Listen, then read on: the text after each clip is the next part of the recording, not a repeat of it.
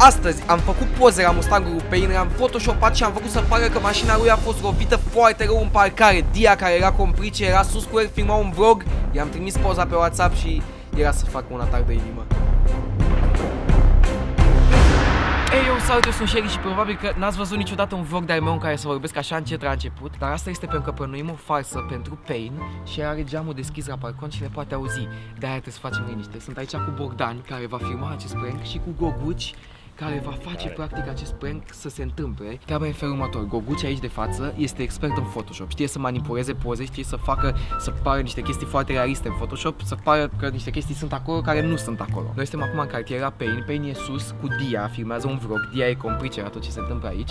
Și vrem să-i facem niște poze la mașina lui, Goguci să modifice pozele și să-i trimitem pozele, să-i zicem, bă, coboară repede că cineva ți-a lovit mașina în parcare și e nasol. Deci omul și-a cumpărat Mustangul ăsta nou de care e mega încântat, a pus 1000 de poze cu el și eu știu din experiența mea, frate, că și eu am o experiență asemănătoare, ce înseamnă și cât de nasol e să faci un accident cu o mașină nouă pe care o iubești. Și asta o să se întâmple astăzi în mintea lui Pain al meu. Ah, și mai trebuie să descărcăm un sunet de accident de pe net și să dăm un bran în boxer unei mașini de aici, încât chiar să sune ca și cum tocmai s-a produs un accident. Pain stă acolo și el o să se prindă că e fake dacă Photoshop în partea asta, că poate să iasă de pe geam să vadă. Noi trebuie să-i facem niște poze cu telefonul, să pară super naturale, ca și cum tocmai am făcut și retrimit pe WhatsApp din partea asta a mașinii. Și tu ar trebui, gen, aici să pară că a intrat cineva în ea, vezi, ca și cum ar fi venit cineva cu viteză de acolo și bam, direct aici, și să-i spargă farul. Farul, bara și puțin din jantă. Eu zic să ne mișcăm repede, că ei deja filmează un vlog sus, facem pozări și după aia ne refugiem într-o mașină, scoatem laptopurile, facem editarea și în timpul ăsta eu cu Bogdan trebuie să montăm camerele. Prima reacție o să prindă Dia de sus, pentru că ea filmează vlog, știi? Și asta e faza, că gen o să vadă când o să-l sun sau o să-i primi poza. Hei, eu sunt Dia și astăzi sunt iar aici cu Pain. Apare facem multe colaborări noi doi. Da, nu uitați să dați un boom la butonul de like. Hai că mișcă-te. Că omul nu suspectează nimic, o să o facem bine de tot.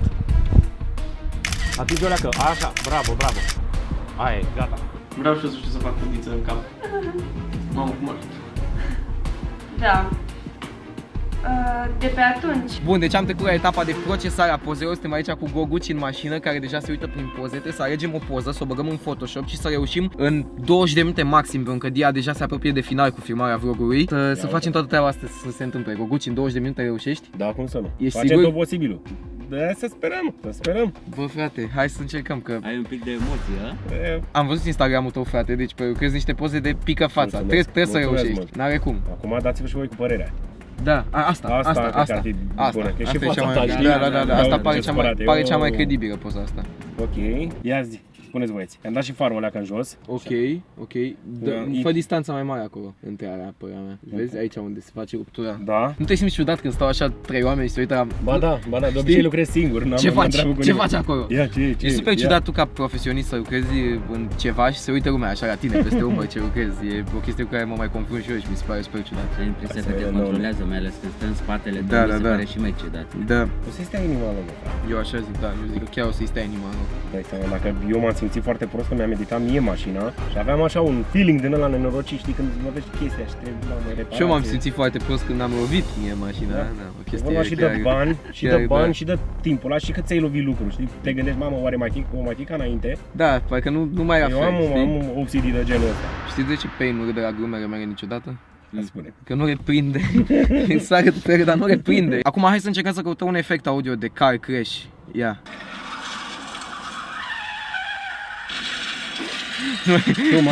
Too much. Îmi iau și eu laptopul, stați așa că lucrăm la 2 mâini aici, să ne mișcăm repede. Deci John-ule, gata, suntem pe muncă aici, nu ne jucăm. Auziți-o pe asta, cred că am găsit-o.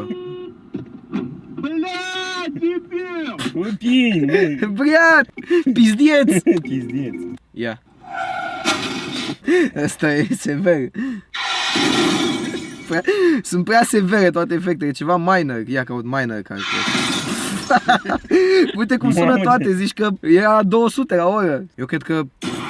Eu zic că merge asta, sincer. Nu credeți? Da, eu cred că merge. Mie mi se pare credibil. Imaginați-vă că eu o să aibă adrenalină multă, o să fie speriat rău, adică o bag în premier și o să fac un mic beep înainte ca să ne dăm seama de countdown, cum ar veni, să ne dăm seama când începe efectul efectiv, ca să știți, ne pregătim, să avem un timing, corect? Corect. Creier astăzi, băieți. Să pui în colț acolo Goguci Photography, știi? Ca să pară 100% real, adică, știi? Bun, boșilor, deci am terminat poza, acum mi-o dă pe airdrop. Asta este Uită-mă poza, aici. oricum o să aveți afișată pe ecran. Eu zic că e destul de credibilă. Chiar mi se pare super credibilă poza. Facem prank-ul, se întâmplă. Înainte de asta vreau să zic că vremea e destul de frumoasă aici în București, dar nu la fel de frumoasă ca la Gami în Thailanda, care tocmai mi-a trimis o poză cu el, frumos, la hotel, cu caption-ul hai vă pup. Deci Gami, te pupăm și noi, sper să nu te întorci cu corona care nu trebuie, doar cu corona din aia bună. De sticlă. Bun, deci gata, am reușit, totul e pe poziție, ei filmează vlog sus, Bogdan e acolo, filmează cu camera ascunsă, noi suntem aici, pe telefonul lui e pe pauză sunetul de accident care o să fie preiat prin boxele acelei mașini. Deci fii atent, Da. găsim camera undeva jos, când auzim sunetul țipăm amândoi, bă, nu știu ce, întoarce-te, da. și imediat Da. sun și trimit poză. Exact. Și când iese pe balcon îi spunem, hai că măcar am apucat să-i faci o poză, vezi tu după aia. Da. Ok. Bun, Dau play? dai play, hai. Bă, ce, bă!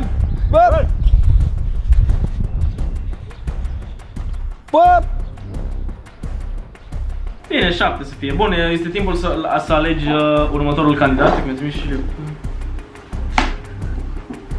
Ce e? Ce e? Stai. Ce e? Bă, Pain! Da! Bă, vino repede! De ce? Vino repede! Ți-a lovit cineva mașina, pe bune! Să mor tu? Pe bune!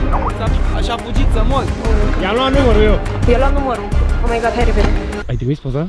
Da, i-am trimis poza, a văzut-o, s-a panicat, mi-a răspuns ce? Ăla cheia? Lasă camera undeva, Pune-o pe mașină.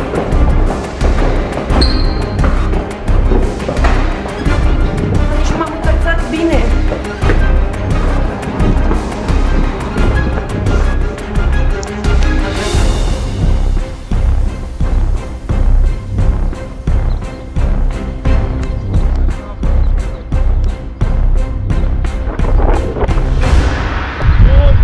Pui mei!